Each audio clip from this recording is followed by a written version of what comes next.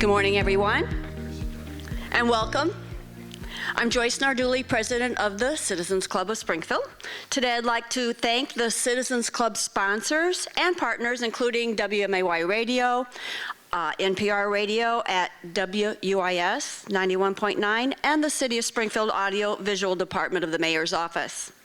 I'd also like to thank this morning's coffee sponsor, Jeff Davis. Attendance? Yes, thank you. Attendance at the Citizens Club is always free, but if you would like to support the work of this club, annual dues to be a member are $30.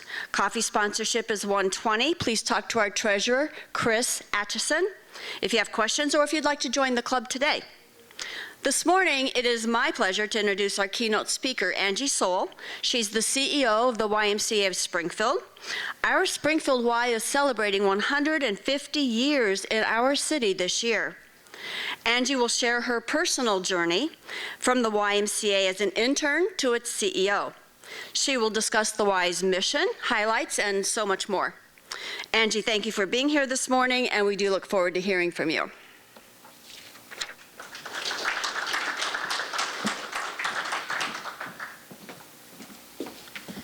Thank you, Joyce. Good morning, everybody. Oh, what a fun little crowd you are. This is early for a Friday. I'm really impressed. Guys, look at smiles on your faces and all that stuff. Is this one I use if I want to move around? This one? Either one. I'm sorry, I don't stand still very well, guys, so I need to hold this in my hand. But thank you for inviting me to be here today. I'm really excited and proud to share my Y story with all of you. As Joyce suggested, 2024 marks 150 years of the YMCA in this community. So 150 years of continuous service to this community. Not many organizations around here are older than that and can boast that like we can. So we've kind of been waving that banner all year, and we will continue to do so. The first YMCA opened in London, England 180 years ago. The sole purpose for the founding of the YMCA was to provide a safe place for young men at the time, ladies, I know, hang on, we get there, okay? We get there. For young men to belong and have an alternative place to gather besides saloons and billiards, which were the wrong track at that point in time. 6 years after that, the first YMCA in the United States opened in Boston, Massachusetts. And then 30 years later, the YMCA of Springfield was born. So for 150 years, we have been addressing this community's most critical needs and doing our best to help equalize all of the population and give everybody the opportunity to participate in the Y. We're a powerful organization, and we're a really strong advocate for children and families, and especially those that are underprivileged and underserved.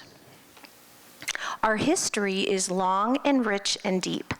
And a lot of you probably know the YMCA and think of the YMCA as a place where you can exercise and get fit. How many of you are members of the Y? Oh, yay! Half of them came with me, but no. Yay, that's good, that's good. I was like, oh, I got a lot of work to do here. But so you think of it as a place to work out and to get fit. And you're right. Also, maybe you think, oh, I learned to swim there. My children learned to swim there. That's where my kids did youth sports or went to summer camp. And all of those things are true. Those are all very essential parts of what we do.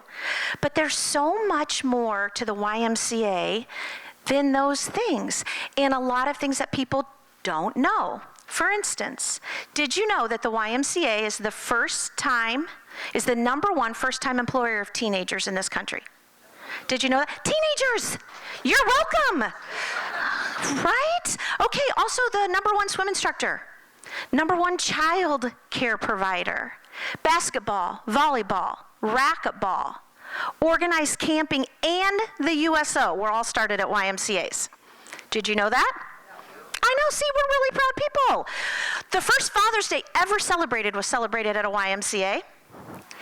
And the first indoor filtered swimming pool was at a YMCA. Don't know where those unfiltered pools were. I've never searched that out.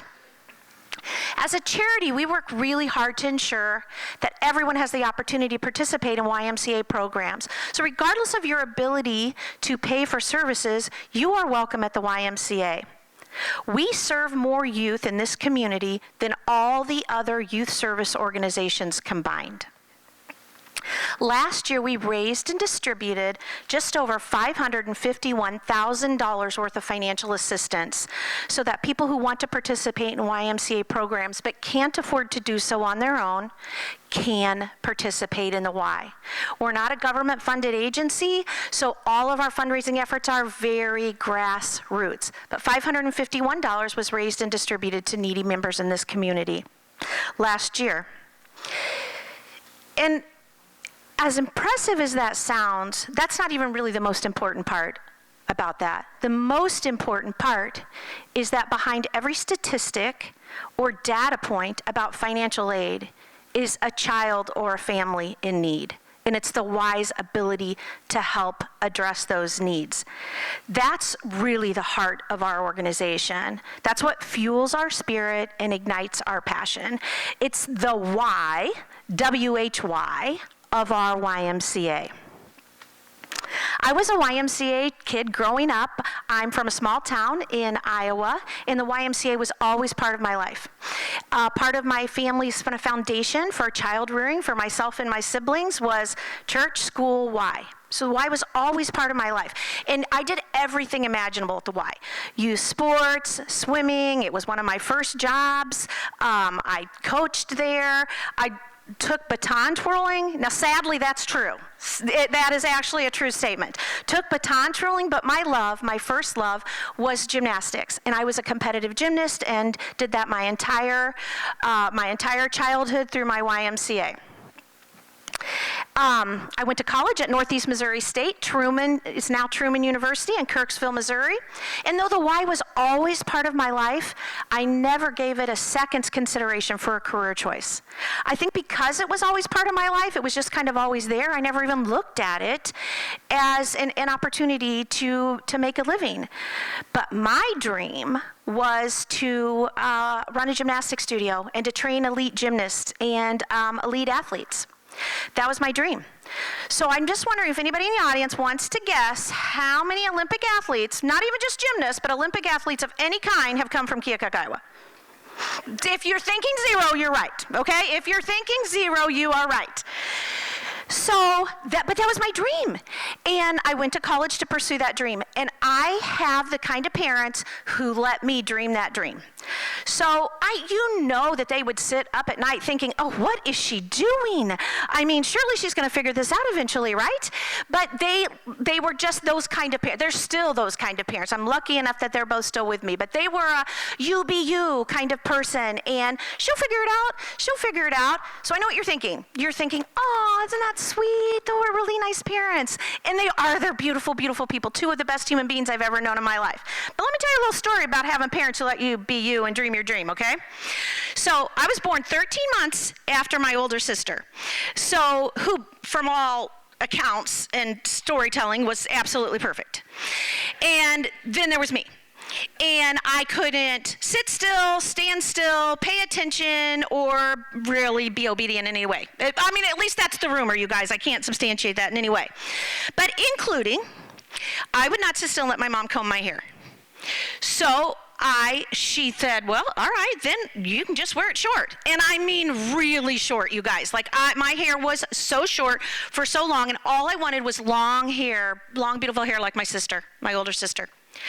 So when I was like 6 or 7, I asked for a wig for my birthday. So see, my dreamer parents got it for me. My you be you parents got me a wig, right? So I wore it too, you guys. I mean, not only did I want it, I wore it. Picture, really, stay with me here, guys. Long, stringy blonde hair, this black bow in the middle, held together by bobby pins, and I wore it.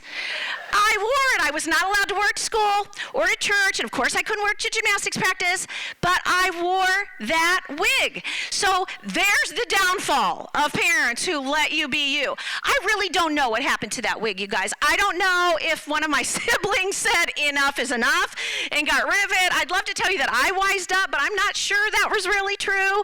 But in any event, my parents were extremely supportive of me. So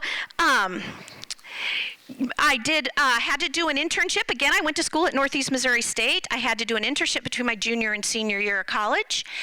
And I decided that I would do it at my YMCA in my hometown for two reasons. Number one, traditionally internships don't pay much, and YMCA internships don't pay anything. So I needed to live at home and still, eat a meal or two. So I thought, well, I'll live at home and I'll do this internship. And to be 100% honest with you, the other thought going through my head was, well, I know the why so well. How hard can it be? I'm just going to do this. Which might tell you a little bit about the wig, and that might give you a little bit, of insight to who I am as a human being. But so that summer, I ran a summer camp program that was federally funded for children who were disadvantaged, at-risk, low-income youth in my community. Now, we were not a wealthy family by any stretch of the imagination, but we had what we needed, and I did not realize there were people in our community who did not. And this summer camp opened my eyes to that. So I ran that summer camp, and I was exposed to a life I never knew existed. And that summer changed me. It changed not only what I wanted to do with my life, but who I wanted to be. So I graduated from college and was hired by the Springfield Y and came here in the summer of 1987. Now, I know you mathematicians are probably thinking, wow, that was a long time ago. And it was. It was a long time ago. So I have been at the Y for a very, very long time. So I was hired in 1987 to be the physical director. So I ran all the adult fitness programs and facilities, and then the gymnastics program. So I still got to have my heart. My first love was still part of my career choice, though I haven't yet trained one single Olympian. So I did that. When I first came here too. Is there anybody else from Iowa in the crowd besides my friend Connie here? Oh, a couple. Okay. Here's a funny story about being from Iowa when you come to Illinois.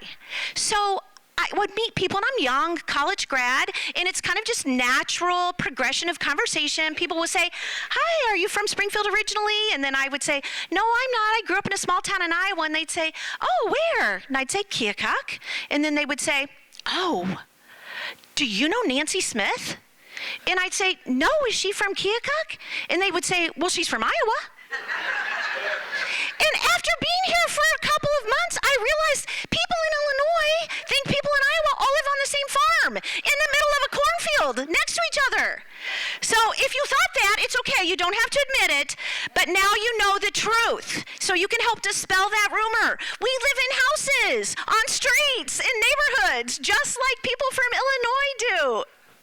But in any event, I came here, I was a young program director, and I stayed at the Y, and I grew to be an older director. I was the physical director for many years, and then I became the assistant executive director. And so I did that, the combination of those two jobs, for 17 years. During that time, I met my husband, got married, and we started a family. So I'm going to do a little shout out to my husband, Todd Sowle. He always says, you always talk about the kids and you don't talk about me. So here you go, Todd. Shout out to my husband, Todd, president of Troxel Insurance. He'll be handing out business cards later if you're interested, and possibly even if you're not. Interested. He'll be doing that. Also, 2 of my 4 children are here with me today. Austin, who's also in the insurance business. So if Todd doesn't get you, Austin will. And then Sydney, who works at the YMCA with me in the marketing department. So 2 of my 4 kids are here with me. Thank you, guys. They are my heart and my inspiration. And their very existence inspires me to be a better human being. So 17 years go by, guys, and life is good until it wasn't. And I found myself facing a very significant health issue. And Todd and I prayed about it and talked about it and made a very difficult decision for me to step back from my work at the YMCA. And I love the Y, and I loved my job. But it's hard work, and it takes a lot out of you, and I just didn't have it to give. I needed to concentrate on my own health and my family, and so we made the decision for me to step away from full-time work for a while. And I loved every minute of being a stay-at-home mom for the 8 years that I got to do it. We welcomed our 4th child. She's not here today, but she's as fabulous and incredible as the 2 siblings that are. She's just sassier, a lot sassier. But so we welcomed our 4th child, and life was good.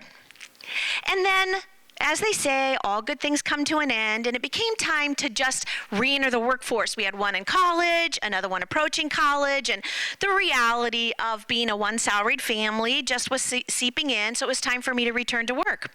So in 2013, January 2013, I became the first female CEO at the Springfield YMCA. And during that time, a lot of things about the Y had changed. And a lot of them had stayed the same. And one of the things that stayed the same was the fact that inspiration in my work is everywhere. You just have to look to the left or look to the right to find a person who you admire and whose life inspires you for one reason or another. And I just want to show you a quick video of a few of my Y friends. And these are people who either they're financial aid recipients or they're just participants in some program, but they can tell you in much better ways than I can the impact the Y has had on their life. So indulge me here for a minute, please.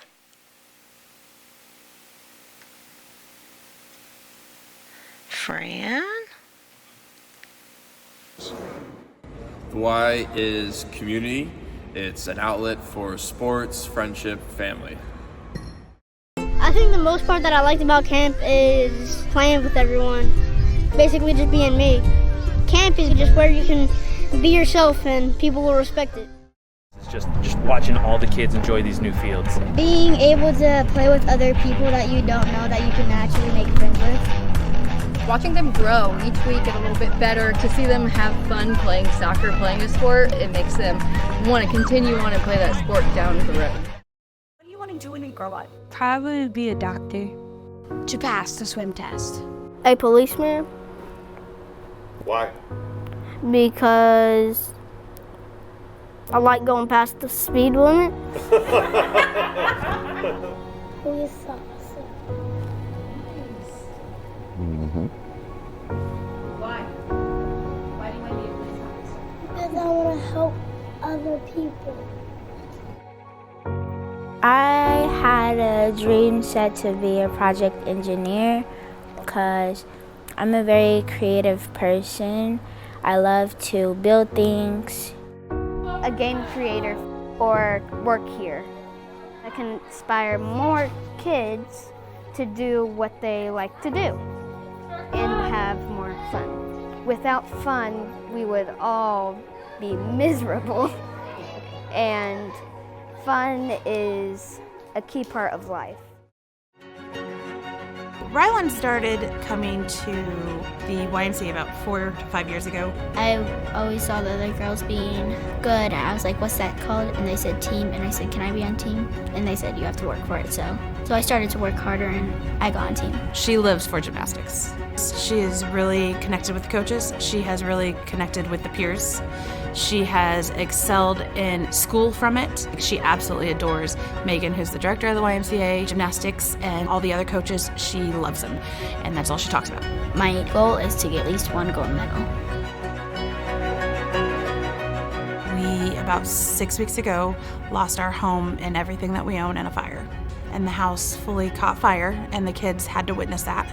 So everything of a 10-year-old was taken from her. All her toys, all her passions, all her sentimental things. And to a child, that's a blanket, that's many things. But Rylan, it was her medals that she had earned through coming to the YMCA. The next day after the fire, I contacted Megan and I said, hey, we had a house fire. Is there any way that we can get Rylan's uniform? Because I needed something for the kids to hold on to. Within 24 hours, had me a uniform. She had got medals. And you talk about the community of the YMCA and the community of everybody from the gymnastics. They bombarded us with love, gifts, financial donations. The YMCA donated a scholarship to Rylan. They are helping us financially with that just to get us through. They're like, you are not going to worry about Rylan. She will be taken care of.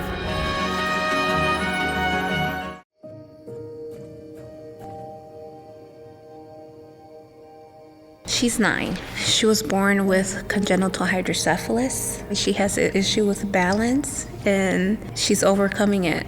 And so that's amazing to me. She loves it. She's always been kind of scared doing new things, and now she's just opening up. And that's what I was looking for as well. Every time she comes in here, she feels happy. Programs that are formalized where people take the time to mentor to kids. But I think at the Y, it just naturally occurred.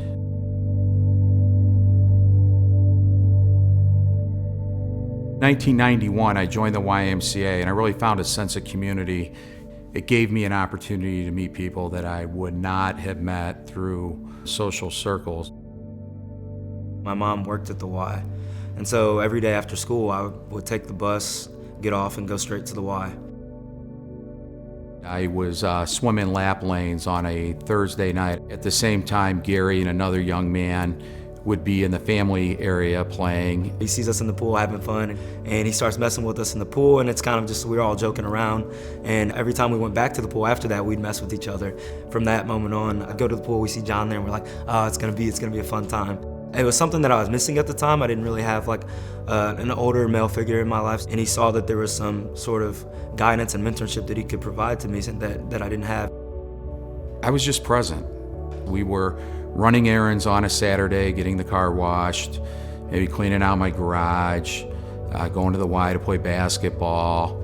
That's when I realized that, he had the intelligence, the academic prowess, that college would be an option for him. He told my brother and I, he's like, if you guys want to, we can go up for a Notre Dame game. And I don't think we really grasped like what that meant. When we got there, we were both kind of awestruck.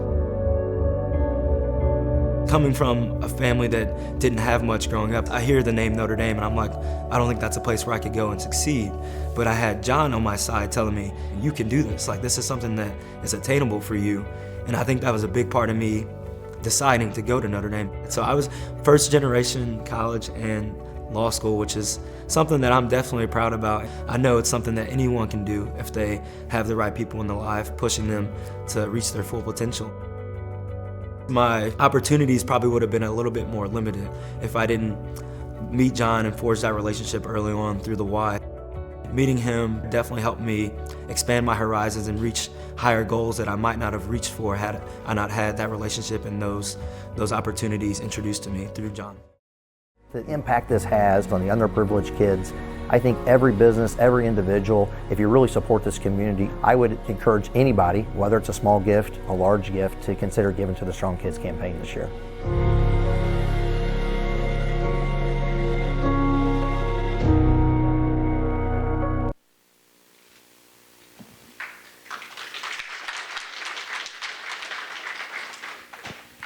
So there you go. They said that a lot better than I could. But that's it, you guys. That's it in a nutshell. The YMCA, the story of the YMCA is the story of its people. And look at these, just a few amazing people. Over 17,000 people in this community belong to the Y. So this is just a sampling of the amazing individuals that come to the Y and benefit from the Strong Kids program, which is our scholarship program, or just benefit from the life lessons that can be taught through all the programs that we administer. So over the years, the physical look of the Y has changed. As some of you know, we've had 3 different locations here in town, and 4 if you count the building of Carasotis. So we've got 2 gorgeous, relatively new state-of-the-art facilities now. And though they look a lot different than the way we delivered programming 50 years ago and 150 years ago, the purpose of the YMCA is the same: to provide a place for everybody to belong, for everybody to feel like they're at home, and that to adopt my parents' attitude, you be you. So we'll continue our legacy of service to this community. We'll continue to be the organization where new skills are learned, fears are conquered, potential is fostered, best friends are made, and community is started. We will continue the cycle of generosity where all are welcome and lifetime memories are made, where you can be, belong, and become.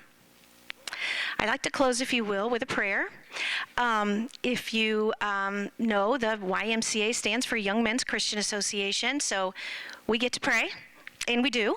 So we'll pray before meetings, before sporting events and special events, before we start our camp day. And back in the day when we had a preschool for 3- and 4-year-olds, we used to pray every morning before school.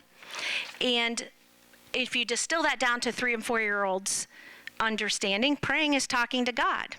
So I'm going back to the old YMCA a few years ago when we used to do a preschool, and I got a message from the preschool director that she needed to talk to me as soon as possible, which was unusual because she did not like interruptions during her day. She was teaching school. She wanted that to be where her attention was, so it was unusual to be called down to her room while she was teaching, but I got this message that she needed to see me right away, so I headed down to the preschool room.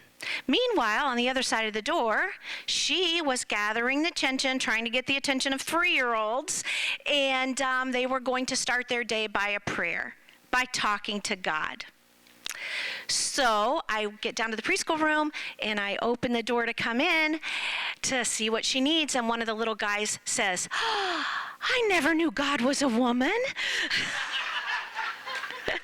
So anyway, if you will indulge me, this is a prayer that I wrote for a statewide meeting that we had a few years ago, but I think that it distills for us who are called to work in the YMCA, one of the biggest social service organizations in the country.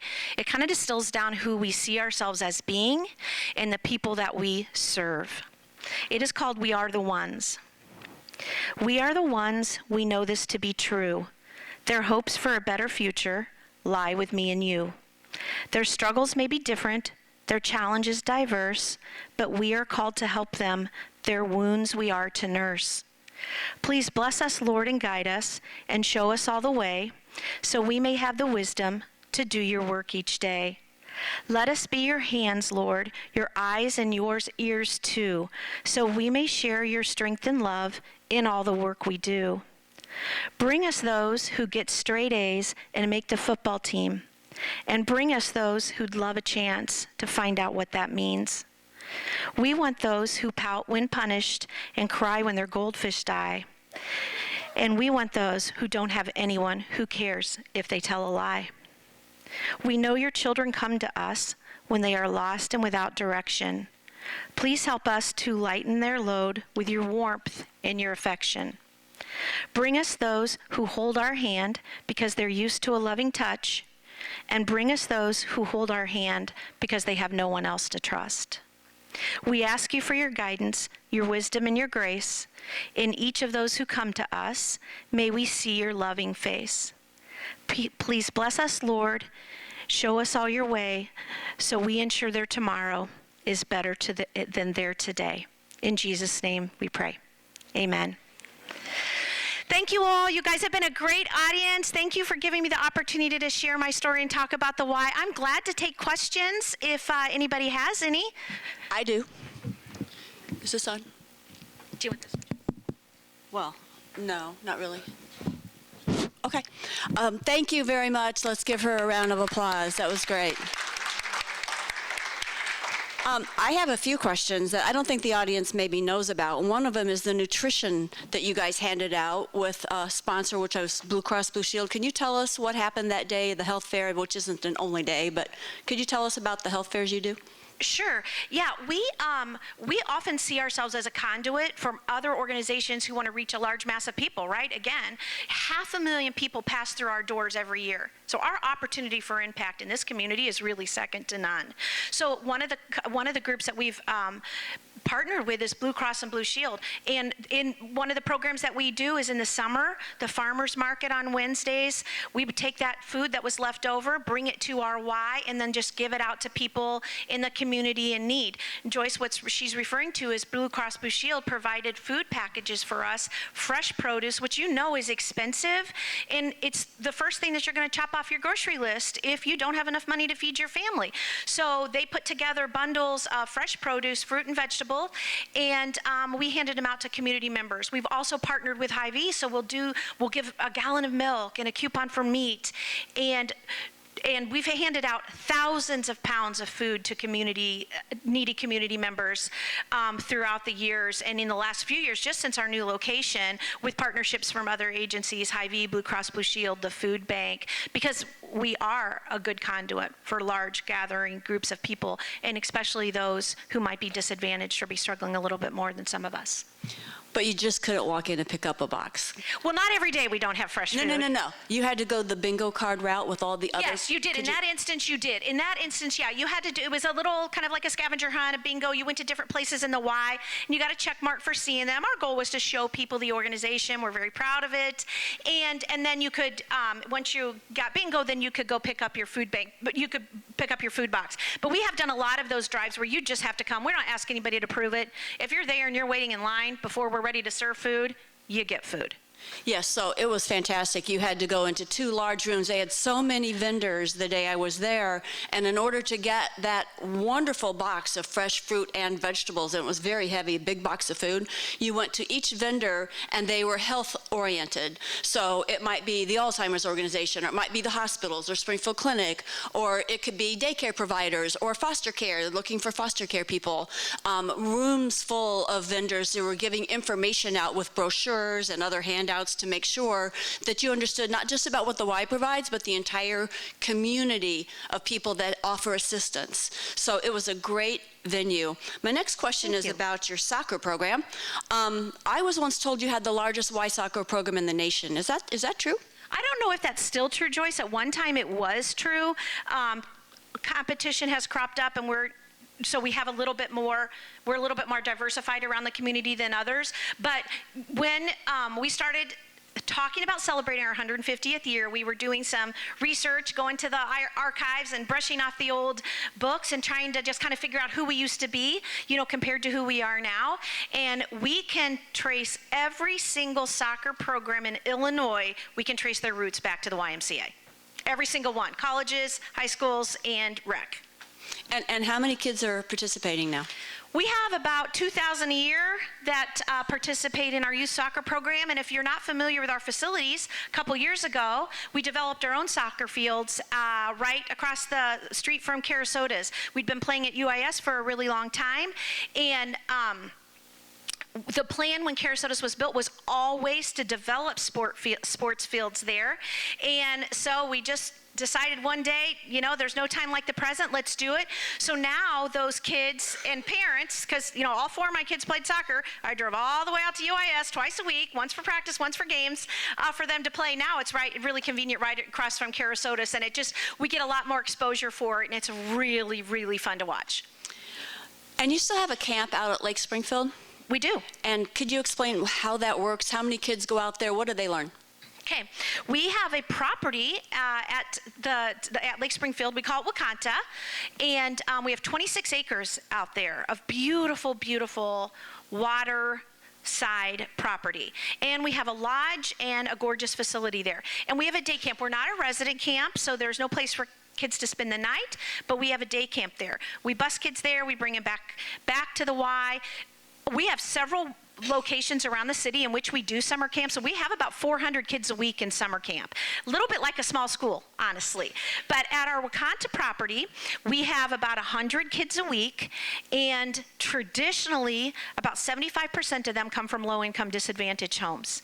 And they come to camp with us, and we help subsidize the cost, which is how they can afford to go. So we do tutoring, we have quiet reading time, we teach swim lessons, we do the outdoorsy stuff too, because of course we're on the lake, so we do fishing, they get to play in the sand, we have archery, we have trails, we have all kinds of group games. We talk about life skills and being a good person and teamwork and encouragement and compassion for people who are different than you. Those are just values that get encompassed in a day at YMCA camp.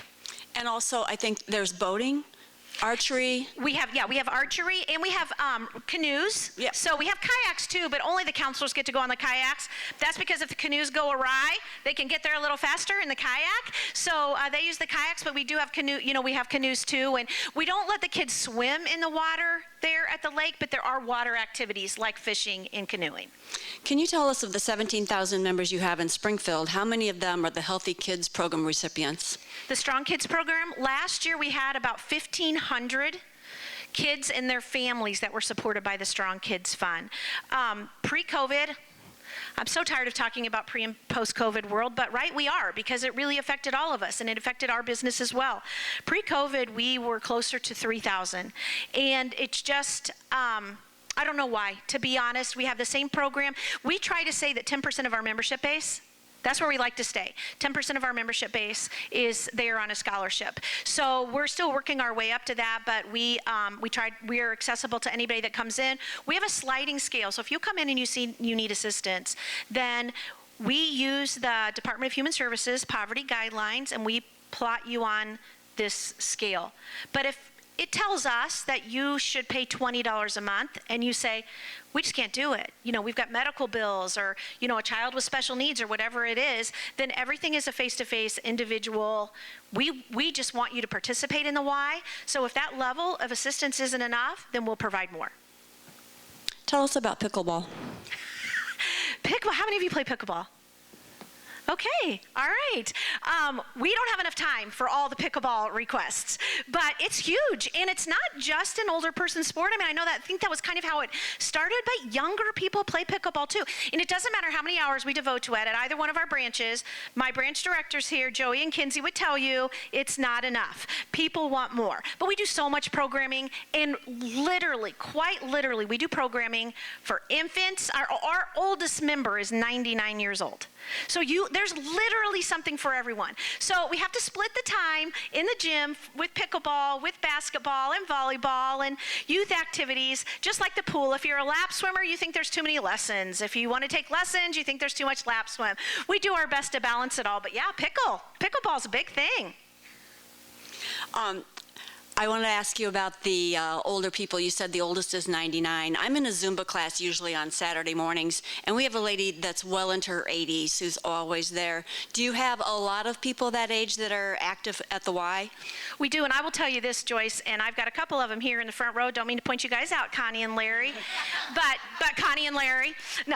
No, I will tell you that when you meet an older person who looks younger than their years, and their mobility and their activity level suggests they are younger than they are, do you know what they always say? It's because I go to the YMCA.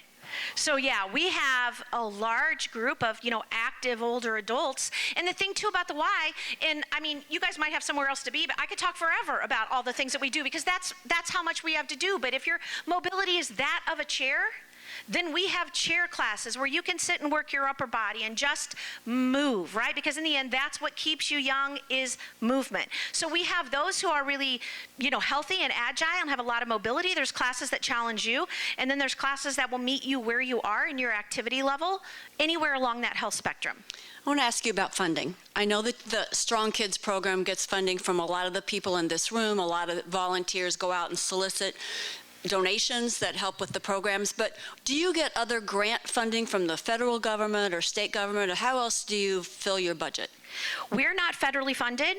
We do apply for grants, really anything. Development director, she's got, carpal tunnel from applying for anything that's available that we feel like we qualify for, we apply for. We say all the time, like, we are not proud. We will ask anybody for anything, because that's how much we believe and how much need there is in this community. Springfield, the poverty level in Springfield is 40% higher than the U.S. national average. 1 in 6 kids are considered homeless in this community, and 1 in 6 families in this community that are homeless have children under the age of 18. So the need is staggering. So it's really grassroots. Our fundraising efforts are really grassroots. We apply for grants, but we're not federally funded. So it really is kind of just roll up your sleeves and get to work. I'll be standing at the door before you all leave here to see if anybody wants to donate to the Strong Kids Fund. But that's how it's done. And how many employees do you have? That would include full and part-time. Yeah, we have about 400 employees, so we really are a large employer. Now, most of them are part-time. A lot of our employees do another thing, right? So as I said earlier on, we are the national #1 first-time employer. So we have a lot of teenagers. We also have people who are going to school, stay-at-home moms who want to bring their kids in and work a job while they can leave them in childcare, just work a part-time job, or we have people who are on a second career going to school, come in and teach our fitness classes, or, supervise our buildings on the weekend. So yeah, our employee base right now is about 400 people. So if I did my math right, minus the 8 you took out, you've been there 38 years, so 30 years. I know Jill Steiner's been there about that long as well. Jill, how long? 1 year more than she is. Okay. And do you have other employees that have been around that kind of time? There's a couple of us left. We're getting fewer and farther between. Jill and I were young program directors, at the same time. But I've got my executive team is over here now, so they came to support me. They're very sweet. Between them, we probably have 25 years of Y experience. So Jill and I are one of the only ones left, or two of the only ones left, I think, that have this kind of experience. But it does tend to be a career. You come and you get stuck in and you just can't leave. You just fall in love with the organization and its mission, and you don't want to go anywhere else. I want to give a shout out to Jill. She was one of the first swim instructors when my kids were babies, and they're no longer babies. And she's also on the Citizens Club board, so I just want to thank you, Jill, for all that you do. And I wanted to ask you about some of these programs. You said we have so many. Could you just tell us some of the more different, like out there, that we wouldn't think of? I don't know if you have belly dancing or, something strange that you would like to tell us about? Okay, so we have a lot of youth development programming where it's not just physical activity. I mean, it is that, right? But not every kid wants to pick up a basketball when they come in the Y. So you can do anything from, theater and acting. We've had cake decorating. We've had fencing programs. We have Spanish lessons. We have, tutoring and after school help.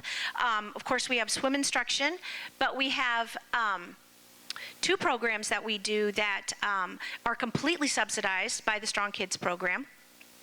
And one of those is a special needs aquatic program. We call it SNAP, Special Needs Aquatic Programming, and it's one-on-one swim instruction for people with mental or physical disabilities. And people come in, and their home now is our new downtown Y. So they've got their pool. That's their training pool. And these people stay with us for years. If you want to be on track to be a competitive swimmer, then that is home to our Special Olympic swim team. So we have athletes that we train, we provide coaches for, we pay for transportation to get them to their Special Olympic meets throughout the year, and including the state meet. We have a national Special Olympic spokesperson on our swim team, and many, too many to mention, gold medal winners. The other program is a program for people with disabilities, again, mental and physical. We call it our Saturday Strikers program, and it's bowling. So Strike and Spare West, we take over the whole alley. They open an hour early for us. We have 120 bowlers, take over the whole thing. It's people with mental and physical disabilities.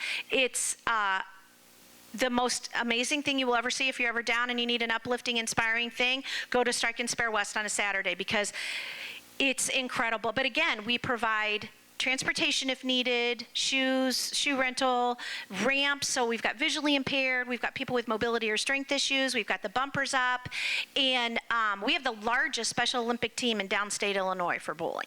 Wow. You mentioned national. Aren't you chairing some sort of national organization? Could you tell us what that is? It's state, but thank you for giving me more kudos than I deserve, Joyce. But yes, YMCAs are geographically located, and we're identified by our state, and it's called your state alliance. So I'm the president right now, current president of the Illinois State Alliance. I'm halfway through my second year, so I'll hand that baton off in December to the new leader. But yeah, we're all of our management team and our executives are members of that, and we get a lot of our resources from our national Y, and a lot of help and a shoulder to lean on through peers across the state, and the alliance is just a way to connect us all. Okay. That's all my questions. So Norm Sims is going to come around and let you ask your questions. If you would please stand and say who you are. And we don't need a speech, just a question. No, it's your turn. Please give us your name. As Joyce said, you do not need to give us the last 4 digits of a social security number. Don't do that. You may have a pageant within you, but hold that up and just ask a question. Steve Narduli, we worked this out before we came here. You're tag teaming me. I'm nervous. But 2 questions that are related. I think I recall reading something about facilities in the new transportation center. Is it still possibly moving forward? And a related question is, where do you want the Y to be in 10 years that you're not now? Okay, first question, a Y in the new transportation center. It's kind of been halted just because of funding, but we traveled quite a ways down that road. The design is done. We've already had, architects and engineers put it together. We, the YMCA, are ready to step in and run a facility there. But they don't have the funding. They lack the funding to do that, so it's not part of this initial phase. But if it's still a dream and it's something they want to do, we would be a willing participant. We're not that big of a community to have 2 Ys, let alone 3. But when you look at how busy our Ys are and how much foot traffic we have in each facility, really we do have the bandwidth in this community to support another center like that, especially one on the east side of town. Where do I see the Y in 10 years? Wow, that's really a good question. I guess I see us looking very similar. I mean, I think when I think about our future, I look to the past. We're going to continue to be the same organization. Maybe we will have another building. We've merged with Lincoln community in 2019, and if it weren't for COVID, we would have a new facility in that area too. We've already got the funding, we've got the design, but at the time, pre-COVID, the facility design was $26 million, which we had secured funding for. But now that same design is $31 million. So we're a tiny bit shy, so we've put that on hold, but we've expanded to Lincoln. So I just think about the surrounding, kind of the way of the future in the YMCA world is that Ys are joining together to support each other and pool their resources. So I wouldn't be surprised to see the Y expanding to the smaller communities around here. But I think what we look like in the future is very much what we look like today. To your right in the back. I'm Fletcher Farrar. You all got called out and became a battleground in the culture wars with the locker room incident. And I just want to say that you all were not used to being in that kind of a situation, but you were totally upfront, honest, courageous, and you handled it. So I want to congratulate you for that and hope you can stay out of the news as much as possible. Thank you, and me too. To follow up on Fletcher, what is the policy at the Y related to gender identification issues? What is it? Is that what you asked, sir? Yeah. We follow the state law. So the state law is that you can use the facilities of the gender in which you identify. So we're always going to be law abiding, and that is a policy in our YMCAs as well. Next question. I'm sure there are many. This is a very questioning group. Connie Bussard, whatever happened to the YWCAs? Well, when I first came here, the YWCA was still active and ran programs and had membership. But I think the way that I understand it was many years before the YWCA closed, some of their leadership asked YMCA leadership, could we merge? And a lot of communities did that, right?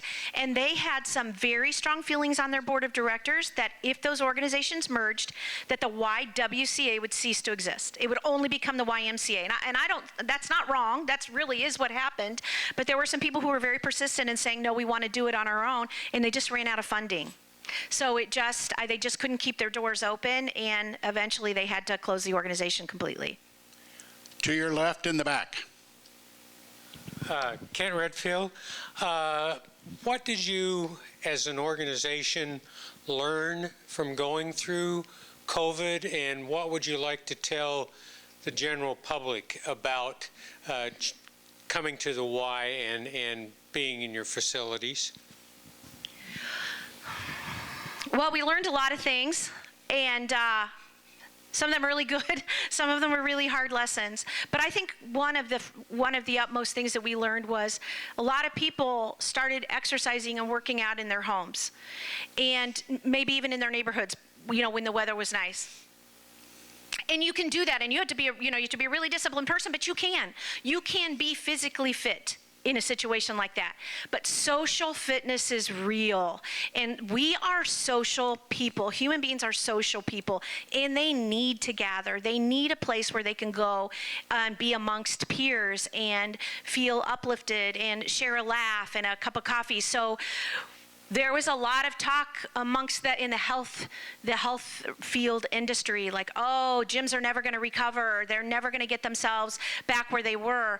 And we just didn't believe that. We knew there's so much more to what you get out of being a YMCA member and walking through our doors. So we knew we were going to survive. We were lucky, too, in that we opened a new building in 2020. Now, I would say that don't ever do that. Never do that. If there's ever another worldwide pandemic, don't open a new business.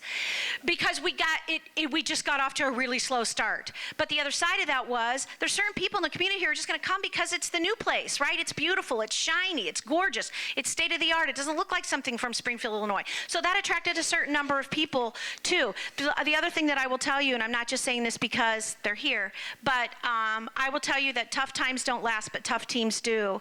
And my management team, I work with some of the finest human beings I've ever known. My executive team is here with me today, but it takes a village. It really takes a village, and no one person deserves all the credit, and we leaned heavily and hard on each other. And I would say that 4 years past COVID, we are much closer than we would have been had we not gone through those experiences in 2020. Questions? Because if you don't, it's my turn. Looking out over this crowd, it's pretty clear that this is fertile ground for silver sneakers. Could you say something about silver sneakers in the Sure, and I was asked about this too before I started, but they asked if we were a silver sneaker facility, so indeed we are. But we don't determine who's eligible for silver sneakers, okay? So that is between you and your insurance provider. If you aren't sure whether or not you're entitled to that benefit, reach out to whoever your insurance broker is or your insurance carrier, because they tell us, they provide us a list of people, and it's a benefit to you which is completely free of charge, right? So you can come into the facilities and your insurance carrier pays for that, pays for your usage. You don't. So if you're not sure, check that out. But we are a provider, and right now we have about 2,000 silver sneaker members at our facilities. To the back. The new Y is a great asset to the surrounding neighborhood. That was another courageous decision to build there. It's appreciated. What are some of your greatest needs? Okay, first of all, thank you, because I know you personally were a donor to the new Y, so thank you for that. We were committed to staying in the downtown area, and I know when we announced to the community that we were building a new facility out west, there were people who were very doubtful about that. They said, oh no, here we go, this is just another business that's going to leave the downtown area and go out west. And we were really committed to being downtown because that's closer to the people who need us the most. And until very, very recently, even mass transportation didn't come to our Carasotas facility. It does now, but it didn't for 11 years. So we were committed to being in that location. It was a courageous decision, and I will tell you, it's kind of a blur, honestly, when I look back and I think about that. But as it's not really a big secret that we're big partners with Memorial Health System, and they're huge supporters of ours. And we had a long-term plan, the YMCA did, that we were going to need to build a new facility. We did an extensive study of our downtown, our old downtown, to look at the cost of renovating that facility versus building new. And it turns out it just wasn't the most prudent thing for us to do, try to renovate that facility. It was going to be just as expensive as it was to build new. So we had a long-term plan, 5 to 10 years out, to build a new YMCA. But when your major funder comes to you and said, you know what? I think the time is now. Then you say, I do too. Let's do it. So we embarked on a capital campaign, and I will tell you, of all the fundraising that I've done, I had never done a capital campaign before, and I learned a lot. I grew a lot as a person. I gained a lot of friends through doing that, and the support in this community was amazing. You can't have a Y without community support. You just can't do it. You can't build it. You can't sustain it. And the community support here is fantastic, second to none, and I can't imagine doing it in any community that's less supportive than this. To your left, behind the best videographer in Sangamon County. Shout out to Tony. Hi, I'm Bernie Schoenberg, and I was coached my son for 6 years, my daughter for 3 in your soccer program, and I learned judo and swimming in Evanston at my Y and went to camp. Situation, though, what you said, there was never any prayer as part of our soccer program, of course. When one of my kids went to your summer camp, came home somewhat confused as a Jewish kid, some discussion went a different way, talking about something religious. How do you deal with non-Christian kids and families? What do you tell them, or how do you deal with it? Kind of depends on the situation and our exposure to them, but really our whole goal is we are an organization for all. So Christian is part of our name and it's part of our history, but the word Christian to us is encompassing, right? So it's just accepting of people of who they are. So we will, with our children in our programs, we will celebrate Jewish holidays, we'll celebrate Kwanzaa, we will talk and educate our kids if we have the opportunity, right? Like if they're in our school age program and they sit and they listen to us, we can talk through those things. If they come in to play basketball, then it's a little bit harder to have those. But our philosophy is we're accepting of all people, and that's what we ask you to be too. Despite and because of, your religious beliefs, the color of your skin, your address, or, the size of your bank account, we accept everybody and we ask that everybody that is part of our organization to do the same. To your right in the back.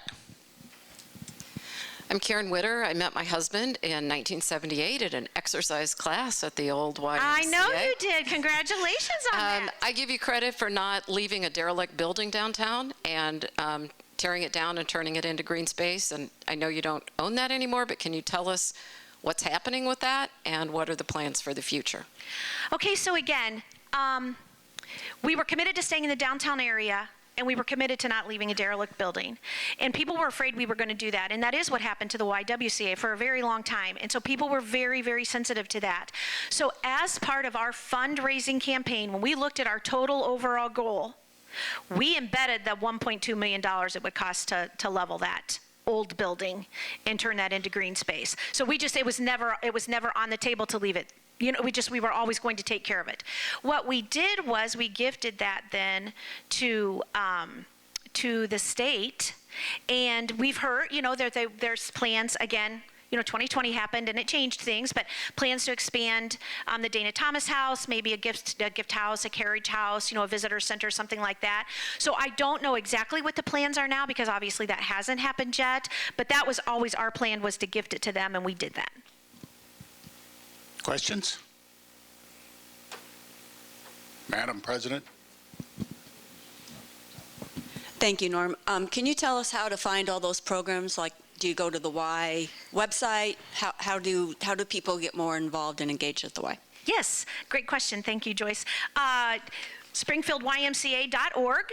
If you want to do it that way, you can walk into either branch anytime. We're open many, many hours of the day, but you can find information out that way too. You can call either branch, but SpringfieldYMCA.org is the easiest way to kind of find what you're looking for. You can have those drop-down menus, youth sports, adult sports, charitable giving, membership, those sorts of things.